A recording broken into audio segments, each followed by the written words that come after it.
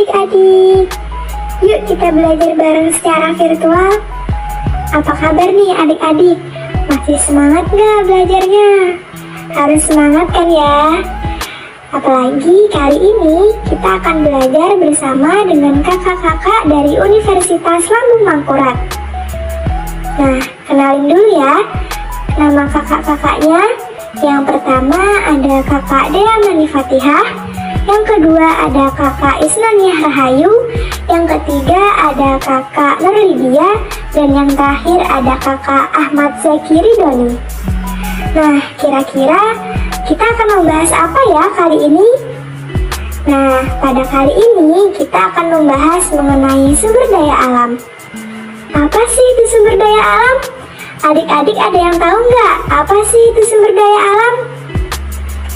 Nah, di Indonesia memiliki berbagai kekayaan, baik dari hasil bumi, hasil tambang, dan hasil laut.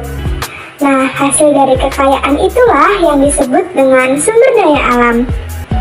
Jadi, sumber daya alam adalah segala sesuatu yang berasal dari alam yang dapat digunakan untuk memenuhi kebutuhan hidup manusia. Sumber daya alam terbagi menjadi dua, yaitu sumber daya alam berdasarkan jenisnya dan sumber daya alam berdasarkan sifatnya. Oke, selanjutnya kita akan membahas mengenai sumber daya alam berdasarkan jenisnya. Sumber daya alam berdasarkan jenisnya itu terbagi menjadi dua. Yang pertama, sumber daya alam hayati. Sumber daya alam hayati adalah sumber daya alam yang berasal dari makhluk hidup. Contohnya seperti tumbuhan dan hewan. Nah, lalu yang kedua adalah sumber daya alam non-hayati. Itu adalah kebalikan dari sumber daya alam hayati. Artinya, sumber daya alam non-hayati adalah sumber daya alam yang bukan berasal dari makhluk hidup. Contohnya ada sinar matahari, udara, air, dan tanah. Lalu, selanjutnya kita bahas mengenai sumber daya alam berdasarkan sifatnya. Sumber daya alam berdasarkan sifatnya juga terbagi menjadi dua. Yang pertama, sumber daya alam dapat diperbarui. Maksudnya adalah sumber daya alam yang tersedia dan dapat dikelola untuk dapat diperbanyak jumlahnya. Contohnya seperti udara, air, tanaman pangan seperti padi, hutan, dan hasil laut. Nah, lalu yang kedua adalah sumber daya alam tidak dapat diperbarui. Artinya, sumber daya alam ini memiliki jumlah yang terbatas dan tidak dapat diperbanyak jumlahnya. Contohnya seperti batu bara, emas, dan berbagai hasil tambang lainnya. Nah, apakah sumber daya alam itu bisa dimanfaatkan ya adik-adik? Wah, ternyata sumber daya alam dapat dimanfaatkan. Yang pertama yaitu sumber daya alam dapat diperbarui. Sumber daya alam dapat diperbarui bisa digunakan untuk apa saja ya? Nah, yang pertama, sumber daya alam dapat diperbarui yaitu air.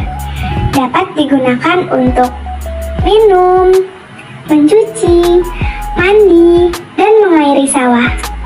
Selanjutnya, yang kedua ada tanah. Tanah dapat digunakan untuk bercocok tanam. Lalu juga dapat digunakan untuk membangun tempat tinggal atau rumah kita. Nah, yang ketiga yaitu udara. Dapat dimanfaatkan untuk bernafas. Yang keempat ada matahari. Dapat kita gunakan untuk menjemur pakaian, mengeringkan ikan asin, mengeringkan padi, dan sebagai sumber tenaga listrik. Dan yang terakhir itu ada hewan dan tumbuhan. Hewan dan tumbuhan dapat kita manfaatkan sebagai sumber makanan. Tumbuhan juga dapat digunakan sebagai obat-obatan dan bumbu masakan. Sedangkan hewan dapat kita manfaatkan tenaganya untuk membajak sawah, menarik delman, dan lain sebagainya. Lalu, sumber daya alam tidak dapat diperbaruinya, apakah dapat dimanfaatkan juga, Kak?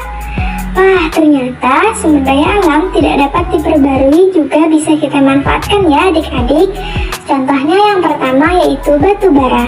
Batu bara dapat kita gunakan sebagai bahan bakar pembangkit listrik, menghasilkan produk gas, menjadi bahan bakar transportasi, dan menjadi pembangkit listrik tenaga uap.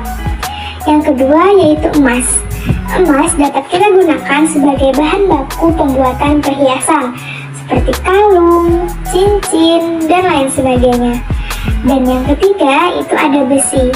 Besi dapat kita gunakan sebagai kerangka kendaraan, bahan pembuatan alat rumah tangga, dan bahan konstruksi bangunan. Adik-adik pernah nggak berpikir jika sumber daya alam kita gunakan terus-menerus, apakah sumber daya alam tersebut tidak habis? Nah, jadi sumber daya alam jika digunakan itu juga memiliki dampak ya adik-adik. Nah, jika sumber daya alam digunakan secara terus-menerus, maka sumber daya alam itu akan habis. Bisa diperbarui, tapi memerlukan waktu yang sangat lama. Sedangkan saja sekarang ini, ketika kita misalnya mengambil batu bara, nah harusnya kan tanah yang setelah diambil batu bara itu ditutup kembali, agar bisa menjadi tanah yang bisa ditanamin sehingga menghasilkan batu bara kembali. Tapi mereka tidak bertanggung jawab, hingga akhirnya apa? Sumber daya alam akan rusak, dan akhirnya juga mengakibatkan rusaknya ekosistem. Nah, dari rusaknya ekosistem, maka berbagai makhluk hidup juga akan punah. Karena makhluk hidup satu dengan makhluk hidup yang lain selalu berkaitan dengan sumber daya alam. Jika satu saja sumber daya alam itu punah, otomatis kehidupan manusia atau aktivitas di dunia ini tidak bisa berjalan dengan maksimal. Jadi, kesimpulannya sumber daya alam itu harus kita jaga bersama-sama ya adik-adik. Kita tidak boleh sembarangan atau secara berlebihan menggunakan sumber daya alam. Gunakan secukupnya saja, agar sumber daya alam tidak rusak dan tidak punah.